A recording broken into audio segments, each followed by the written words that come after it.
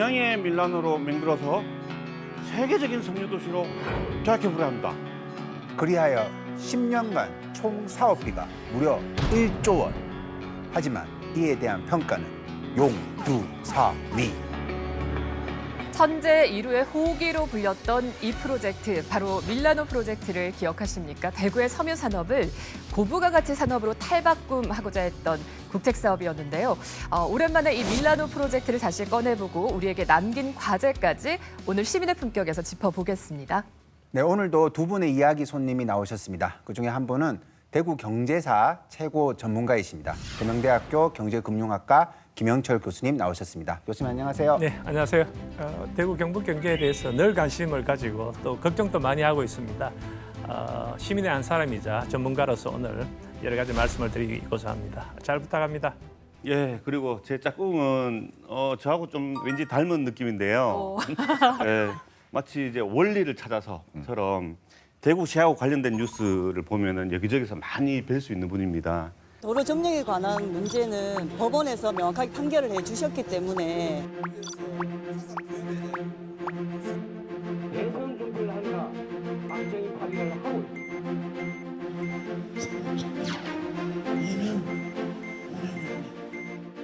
시민의 날카로운 시선으로 대구를 바라보고 계신 분입니다. 찾았다, 올리. 네, 안녕하십니까. 시민활동가 장재익입니다. 하지만 오늘은 시민활동가보다는 4대째 대구에 살고 있는 정통 대구 사람으로서 이 밀라노 프로젝트를 평가해 보겠다는 마음으로 나왔습니다. 잘 부탁드립니다. 그리고 장지혁 그 활동가께서는 단순한 그냥 시민이 아니라 또 섬유 산업에도 좀 뭔가 밀접하시다면서요. 네, 저희 할아버지가 이제 일제시대부터 방직업 관련해서 종사를 하셨고 또 우리가 대구에서 큰 유명한 시장인 여러 서문시장, 치성시장 이런 곳에서 저희 할머니가 저희 모친께서 이제 패션 장사도 좀 하셨습니다. 살면서 듣고 경험했던 그 모든 것들과 또 행정 예산 전문가시잖아요. 여기에 또 경제 전문가까지. 오늘 왜 우리가 대구에서 밀라노를 꿈꾸게 됐고 또 이 때문에 어떤 일이 벌어졌는지 지금부터 이야기 나눠보겠습니다. 빨간 꽃 노란 꽃 꽃밭 가득 피어도 하얀 나비꽃 나비 담장 위에 날아도 따스한 봄바람이 불고 또 불어도 미식은 잘도 돈에 돌아가. 김 대통령은 오늘 오후 밀라노 시청을 방문해 한국의 섬유 산업을 되살리기 위한 한국과 이탈리아 양국의 협력 방안을 집중 논의합니다. 이제 땅 부르고 떠흘러도 미식은 잘도 돈에 돌아가네. 네, 오늘의 주제가 밀라노 프로젝트와 대구 섬유 산업인데요. 교수님, 네. 이 밀라노가 네, 유명한 이탈리아의 축구팀도 있고 하는 네, 그 밀라노 맞습니다. 맞아요. 그 밀라노인가요? 밀라노. 네. 이거 뭐 어쩌다가 이 밀라노하고 대구하고 연결이 된 거죠? 밀라노가 축구도 잘하지만 패션으로서는 굉장히 유명한 도시죠. 당시 밀라노 프로젝트가 진행될 때 대구는 섬유 산업에 올인하고 있었습니다. 그 섬유 산업을 한 단계 업그레이드 시키기 위해서는 패션 산업과 접목시키면 좋겠다는 생각이 있었고 이러다 보니까 대구시가 대구의 섬유 산업을 밀라노 패션을 모델로 삼고 또 그렇게 하다 보면 대구시도 세계 최인류의 패션 도시로 한 단계 도약할 수 있다는 이런 생각으로 밀라노 프로젝트가 추진되었습니다. 사실은 이탈리아의 수도가 로마로 많이 알려져 있는데 사실은 핵심적인 이탈리아의 수도는 밀라노입니다. 왜냐하면 밀라노가 이 패션 산업뿐만 아니라 금융, 자동차 산업 모든 것을 사실 총괄하는 도시거든요. 그래서 사실은 밀라노를 따라가자, 대구시가 따라가자. 그래서 밀라노 프로젝트가 된 건데 저는 사실 밀라노 이상의 대구랑 비교하면 대구에서 좀 과도한 목표가 좀 아니었나? 사실은 목표 설정이 높았습니까? 네, 대구 밀라노는 굳이 따지면 지금의 뭐 서울과 경쟁하는 도시거든요. 그런 도시이기 때문에 우리가 좀 목표라기엔 좀 과도했는데 그 당시에서는 그 정도의 어떤 폐기는 좀 뭐 갖춰도 되니까 용인할 수 있는 것쯤에 결과적으로 좀 무리한 목표가 아니었나. 10년간 1조 원의 규모의 대형 사업이라고 하는데 이 정도면 어느 정도 큰 사업이고 이 예산은 어떤 식으로 이렇게 전개가 되었는지 궁금합니다. 네, 굉장히 큰 사업이었고요. 대형 프로젝트였습니다. 밀라노 프로젝트는 실은 처음 시작할 때는 6,800억 규모로 시작을 했습니다. 근데 우리가 이제 이야기하겠지만 이게 성과가 제대로 나지 않았습니다.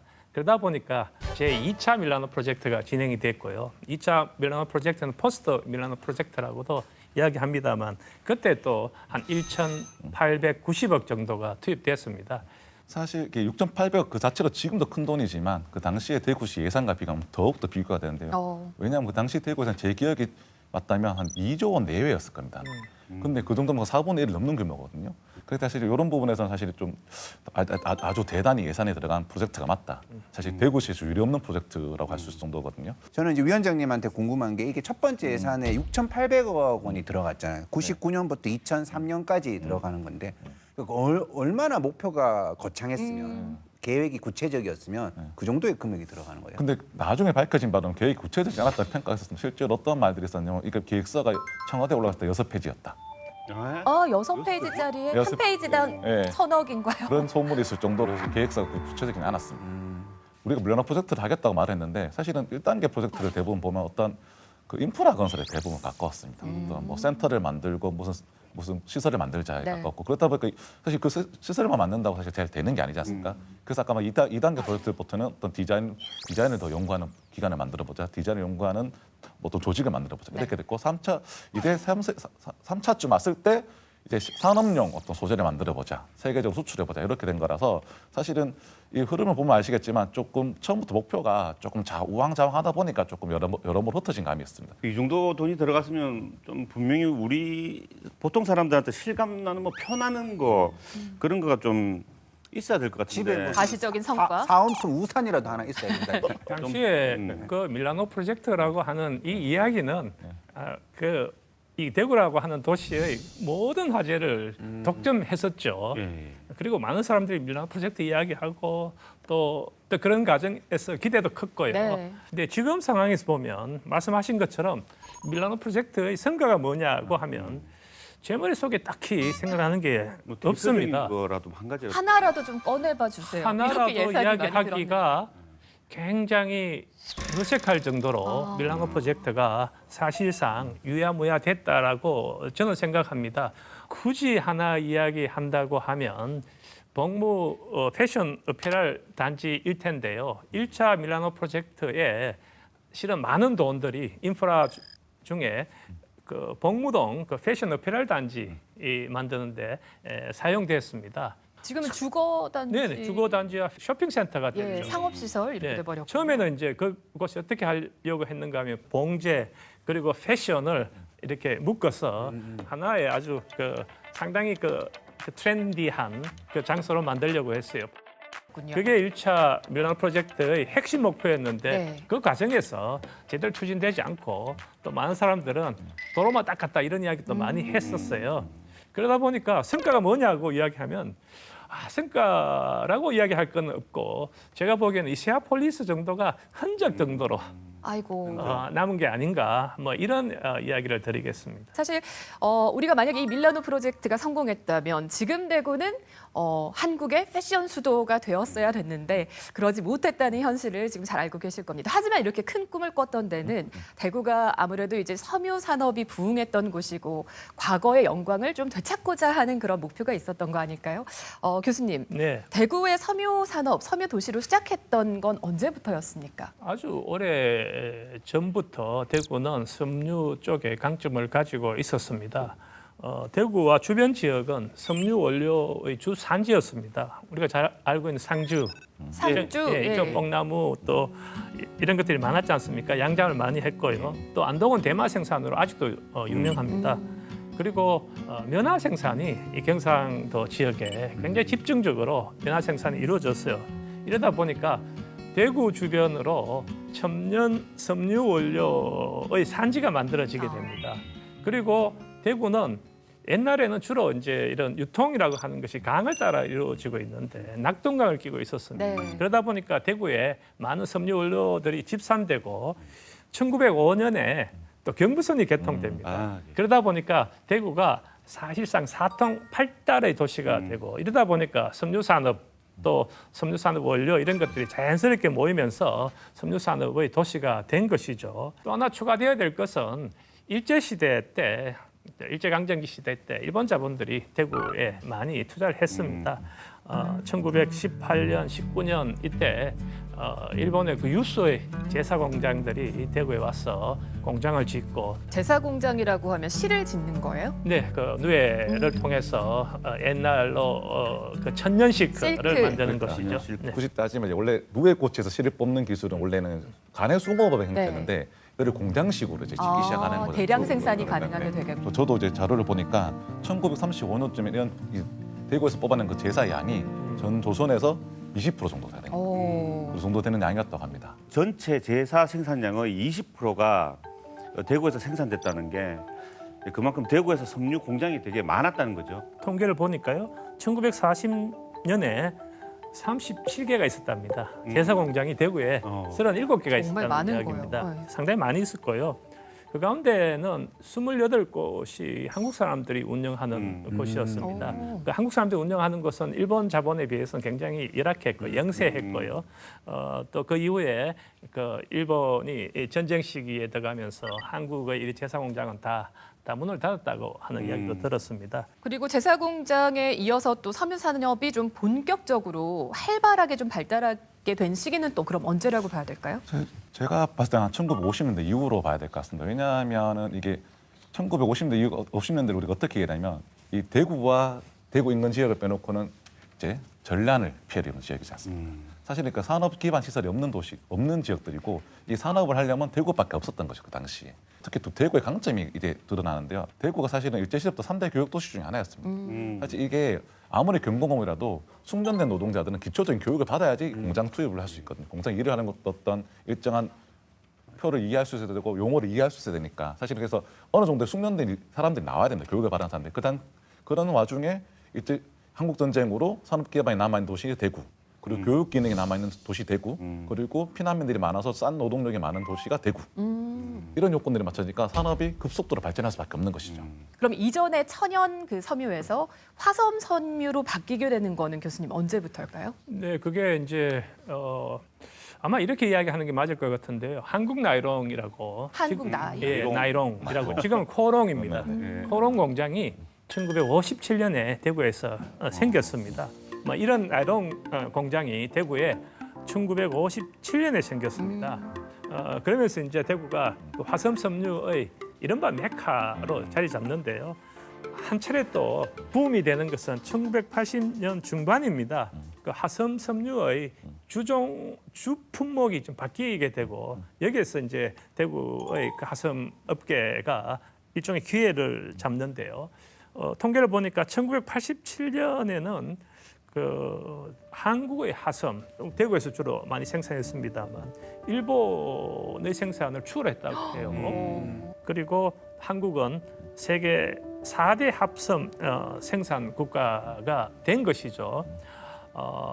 그 한가운데 대구가 있었고요. 또 그렇게 되면서 대구는 섬유도시의 명망을 가지게 된 겁니다. 그러면서 이제 인구도 급속도로 증가를 하기 시작하죠. 1955년에 48만 명이었던 인구가 1985년에는 4배 이상 증가해서 이제 200만 명을 넘어섭니다. 202만 명 대구가 되는데, 대구의 인구가. 예, 그래서 많은 분들 기억하실지 모르겠지만 대한방직, 금호방직, 그리고 가장 유명한 제일모직 같은 공장들이 대구에 있었습니다. 엄청난 일자리들이었죠 당시에는. 네, 지금 봐도 사실 지금 제일모직터, 지금 침산동에 남아있는 제일모직터 그 당시에 1,400명이 근무를 했다고 하거든요. 엄청 큰 공장입니다. 지금도 큰데 그 당시에 대구의 시의 규모에서 봤을 때는 엄청 큰 공장이잖아요.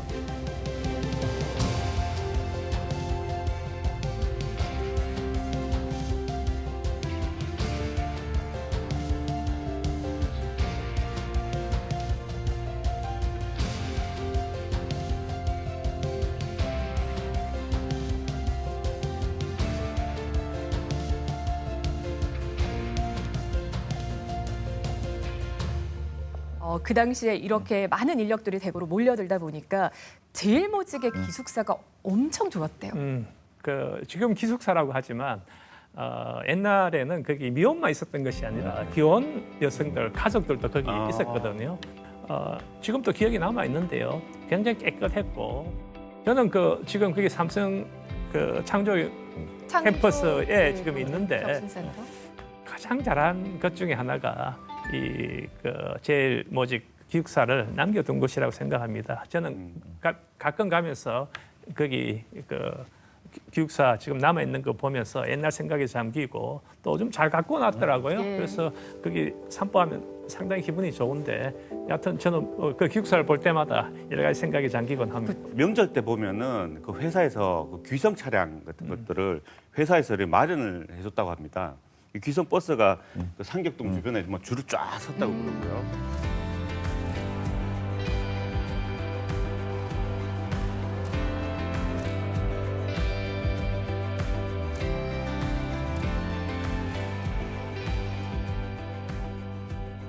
명절 때 남아 있잖아요. 대구 시내가 텅텅 빈 느낌이었어요. 그만큼 많은 인물들이 모이고 많은 노동자들이 모여들었거든요. 그래서 사실은 뭐 기억하시는 분 기억하시겠지만 뭐 주식회사 갑을 방지. 저 아직도 기억나거든요. 그 큰 건물에 이렇게 갑을 방지 적혀 있는 큰 건물도 있었고. 한자로. 예. 그 어릴 때 저 한자가 뭐야 아버지한테 물었던 기억. 그 회사 어떤 회사야 이런 데서 예. 물어보고 뭐 아까 말씀하셨지만 뭐 코롱, 동국화섬, 뭐 제일화섬, 금강화섬 이런 기업들 다 있었습니다. 지금은 신천 그 양가로 아파트가 많이 있었지만 옛날에는 거기가 전부 염색 공장 그리고 코롱 뭐 이런 굉장히 큰 공장들이 많았습니다. 그 옛날 사진을 보면 그 신천 주위로 그 아주 대구 섬유 산업의 이용을 우리가 그 경험할 수가 보면 저랬구나라는 생각을 할 수가 있고요. 또 아까 말씀하셨던 갑을 대단했습니다. 그 IMF 위기 이후에 부도가 나서 그렇지 갑을은 서문시장에서 포목점하던 박재갑 씨가 창업주인데요. 부도가 나기 전까지만 해도 한국에서는 최고 큰 섬유업체였습니다. 그리고 전자, 건설, 기계, 금속, 유통, 금융업 뭐 이런 부분에 사업 걸쳐서 확장을 사업을 엄청 확장했고요. 했네요. 또 중국하고 뭐 이런 6개 나라의 공장을 만들 정도로 대단한 섬유 회사였는데 안타깝게도 그 외환위기 이후에 부도가 났습니다. 또 동국무역도 있었는데요. 여기는 또 서문시장에서 그 염료 행상을 한 백옥기 씨가 창업을 했는데 여기도 또 IMF 이후에 부도가 났어요.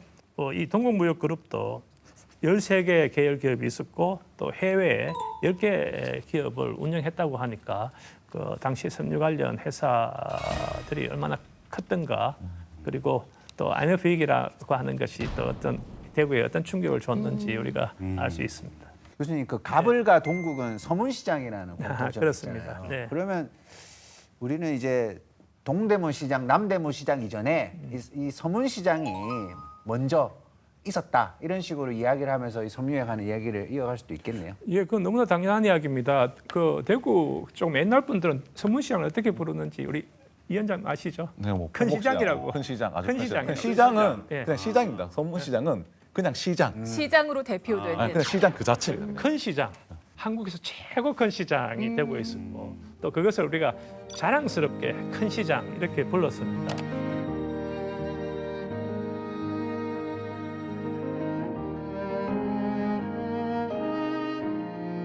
근데 그 서문시장이 언제부터 이렇게 조금 위축되기 시작하신 줄 아십니까? 언제부터입니까? 예, 경부고속도로가 큰 원인이 됐다고 생각합니다. 도로랑 관련이 있어요. 네네, 고속도로가 만들어지고 많은 사람들이 이제 서울 가기가 편하니까 지금 또 KTX가 생기니까 또 어떤 일이 벌어집니까? 또 아프면 또 다 서울로 가서 병원을 찾아가고 또 젊은 친구들 또 고등학생들 이런 쪽은 또 좋은 학교 찾아서 서울로 가고 또 졸업 후에는 또 직장 찾아서 서울로 가고 하는데 이것도 KTX 영향이 큰 거 아닙니까? 그만큼 품질력도 좋고 그리고 다양한 품목을 보유하고 있고 그런 섬유, 원단, 원사들이 거래되는 곳 주거래처가 이제 주거래 장소가 서문시장이었던 거니까 섬유의 발전과 또 서문시장도 때려야 뗄 수 없을 것 같습니다. 그런데 이렇던 대구의 섬유 산업이 좀 쇠락하기 시작하잖아요. 그래서 오늘 저희가 이야기 나누고 있는 밀라노 프로젝트도 대구의 섬유 산업의 재도약을 위해서 또 추진을 했던 건데 1990년대 후반에 이 프로젝트가 시작이 됩니다. 그즈음 대구의 섬유 상황은 좀 어땠습니까, 교수님? 네, 섬유 산업이 어려운 것은 1990년 이전에도 있었고요. 그렇지만 이제 성과적으로 보면 여전히 뭐 성과를 내었습니다. 그런데 결정적으로 1990년을 이제 들어오면서 선진국을 중심으로 무역 규제가 있었고요. 당시 또 중국이 또 시장 개방을 하면서 상당히 이 섬유 쪽에 많이 진출하고 또 인도네시아 뭐 이런 동남아시아 국가들이 또 섬유 산업에 들어와서 또 값싼 노동력을 활용해서 세계적으로 물품을 공급하기 시작합니다. 이런 사정에서 대구의 섬유 산업의 미래가 굉장히 불투명하게 되고 결정적으로는 외환위기라고 봐야 되겠죠. 사실 그 IMF 있기 10년 전, 그러니까 87년만 해도요, 단일 산업으로는 처음으로 수출 100억 달러를 달성합니다. 그래서 이 1987년 11월 11일을 그 섬유의 날로까지 지정을 했거든요. 근데 이 10년 사이의 변화가 너무나 급속했다. 그리고 95년부터는 그 하향세가 좀 더 두드러졌다라는 거죠. 아마 그때 섬유의 날이 지정될 때라도 이 구조조정을 시작하고 했으면 좋았을 텐데 당시에 그 어떤 성공의 그 빛에 너무 환호를 했던 것 같아요. 그럼 지금 돌아봤을 때 그 당시에 그럼 그렇게 직격탄을 맞을 수밖에 없던 그 대구 섬유 산업의 좀 구조적인 문제라든가 그런 것들은 없었을까요? 예, 여러 가지 말씀드릴 수 있지만 우선 대량 생산 체제 이야기를 해야 될 것 같습니다. 소품종 대량 생산인데요. 화섬 섬유라고 하는 것이 특성상 이 좋은 기계, 최고 인류의 기계를 도입하면 이것이 경쟁력을 가집니다. 주로 이제 많은 기계들이 일본으로부터 수입해왔어요. 이제 대구의 섬유업자들이 일본에서 기계를 수입해서 기계만 있으면 좋은 품질의 화섬 섬유를 생산할 수 있었거든요. 또 이제 거기에 노동자들은 굉장히 값싸게 또 아까 말씀하신 그 저임금의 노동자를 활용해서 그렇게 대량 생산 체제로 유지를 해 왔습니다만 이런 좋은 기계 도입 이런 것들은 대구만 할 수 있었던 것은 아니잖아요.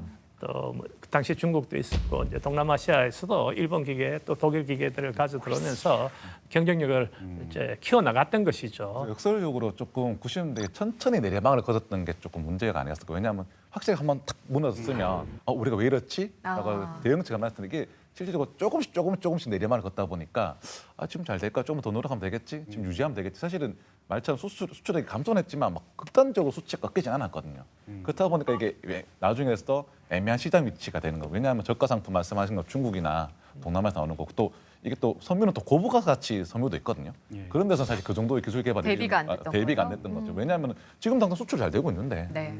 이제 그런 이제 이 자기 혁신 능력이라고 하는 것이 필요한데요. 좋은 기업들 그리고 발전한 기업들은 계속 그 내부에서 자기 혁신 능력을 키우거든요. 지금 말씀하신 것들의 분위기는 자기 혁신 능력을 키우기보다는 오히려 그게 안주하고 있었던 뭐 그런 분위기가 만들어졌고요. 그러다 보니까 그 한때는 대구의 일자리를 아주 많이 이렇게 제공했던 그런 기업들도 또 빠져나가게 되잖아요. 사실 살아남은 기업조차도. 가장 대표적인 예가 제일모직 같은 경우인데 제일모직이 대구 공장을 구미로 이전하게 되는 거죠. 사실 이게 사실 아까 말한 제일모직 그 상징성, 그러니까 그 규모, 그래서 대구에서 차지한 존재가 매우 컸었는데 이게 96년도에 구미로 이전을 하게 됩니다. 이것이 사실 어떠한 지금에 봤을 때는 아주 상징적인 어떤 기점이 아니었나? 저는 그렇게 생각합니다. 대구의 섬유 산업의 또 다른 부흥을 위해서 추진됐던 밀라노 프로젝트. 왜 탄생했는지 산업적인 배경을 좀 살펴봤다면 이젠 또 정치적인 이야기를 하지 않을 수 없는데 이게 대구 경북의 민심 달래기용 국책 사업이 있다 이런 이야기가 있어요. 예, 정치적 배경이 크게 작용했다고 보입니다. 많은 사람들이 그렇게 이야기하고요. 당시의 정치적 환경을 보면 당시 이제 김대중 대통령 후보가 정권을 잡기 위해서는 동진 정책이라는 것이 필요했습니다. DJP 연합도 그때 하고요. 어떠한 차별과 특혜도 용납하지 않겠습니다. 무슨 지역 정권이니 무슨 도 차별이니 하는 말이 없도록 하겠다는 것을 여러분께 굳게 다짐하는 말입니다.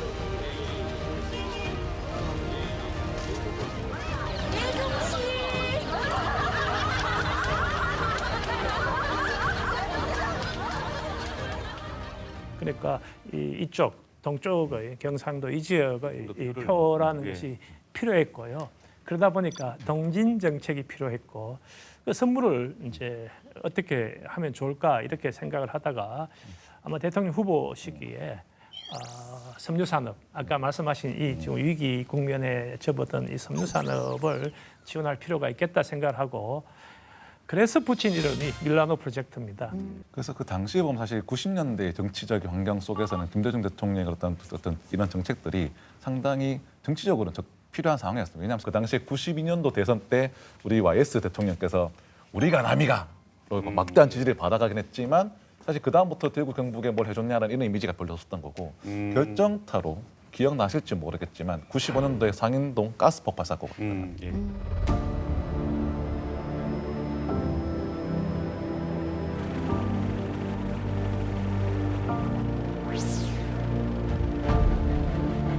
말할 수 없이 막 아주 진짜 막 참혹했습니다.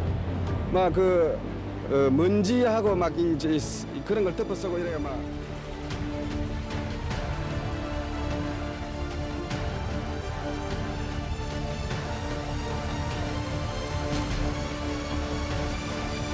그 당시에 제가 기억하는 이 대구 MBC가 최초로 방송했어요. 예, 예. 아침에 뉴스로 속보처럼 들었던 기억이 나거든요. 그 대구 시민들은 다 알아요. 근데 전국 뉴스가 안 나. 뉴스가 하나도 안 나요. 대구에서 큰 사건인데. 대구가 수백 명의 사상자가 네. 나는데 예. 다 전국적 침묵해버립니다. 뉴스가 아이고. 방송이. 그 난리가 난 거죠. 저 정권이 우리를 외면하고 있다라는 메시지를 받아들입니다. 거기 억눌린 또 섭하죠. 민심도 네. 있었겠네요. 이런 상황 속에서 사실은 그 여당에게도 인심 있는 상황, 그리고 새로운 야당 정권이 들어선 상황, 이런 상황에서 저기를 공략할 수 있겠다는 어떤 정치적 배경이 싹 등장하게 되는 그런 상황에서 이 아이템으로 선정된 것이 바로 밀라노 프로젝트 그것이었어요. 그러니까 어떻게 보면 이 우리 지역 분열, 지역 차별의 어떤 그 정치적 상황이 정책적으로 어마어마한 실수로 이어지는 그런 어떤 되게 슬픈 역사가 그 뒤에 있는 것 같아요. 그런데 정말 궁금한 거는 만약에 정책적으로 그렇게 던졌다 하더라도 우리 지자체에서 뭔 소리냐. 그러니까 지자체에서 그냥 너희들 구호에 불과하고 우리는 아직 이런 거에 대해서 그런 생각을 안 하고 있다. 혹은 접근하는 방식이 다를 수 있다. 이렇게 생각을 해야 되는데 뭔가 잘 맞아 떨어졌나 봐요. 사실 그 당시 대구시장이 문희갑 시장이었잖아요. 제가 볼 때는 역대 대구시장 중에 대구를 가장 사랑하시는 분이 어떤 의미에서 보면 그래서 사실 이 섬유산업에 대한 어떤 자기 관심과 애정도 있었던 것 같아요. 사실 그래서 그 당시 문희갑 시장이 처음 당선될 때는 사실은 이 집권 여당 편도 아니었어요. 무소속으로 나왔거든요. 경제를 살리겠다. 정치가 중요하고 경제를 살리는 대구시장이 되겠다. 이 모토로 사실 시장이 되신 분이라면. 근데 아까 우리가 살펴봤듯이 대구에서 가장 중요한 산업은 뭐? 섬유산업.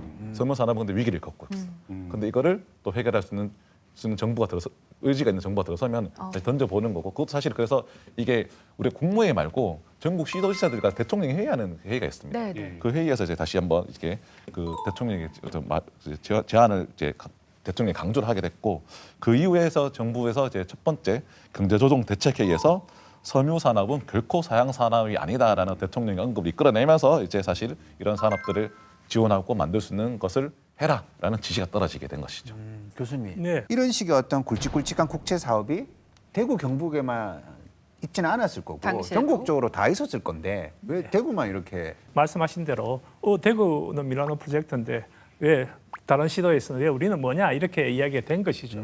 그렇게 해서 이 이제 대구 밀라노 프로젝트라고 하는 것을 지역 전략 산업 진흥 사업으로 이렇게 또 이름을 바꿉니다. 그러면서 지역 전략 산업 진흥 사업 그 아래에 대구뿐만 아니라 다른 지역도 예, 그럼 포함될 수 부산, 있네요? 경남, 광주도 이제 포함시켜서 예산을 지원한 것이죠.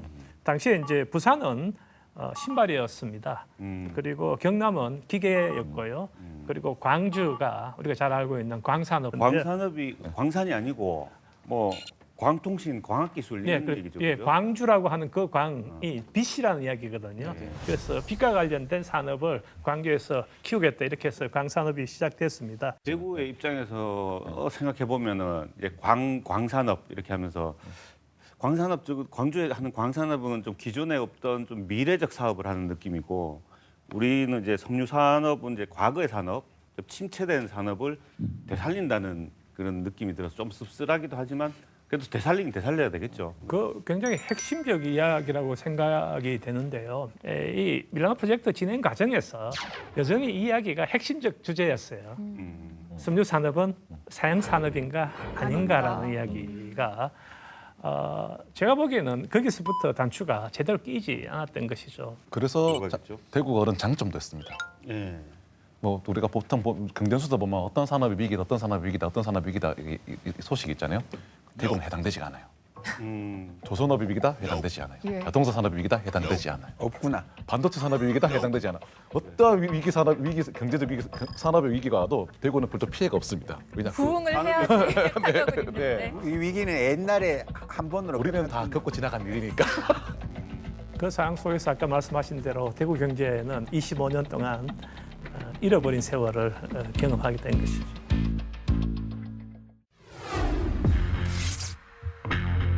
저는 계속 궁금합니다.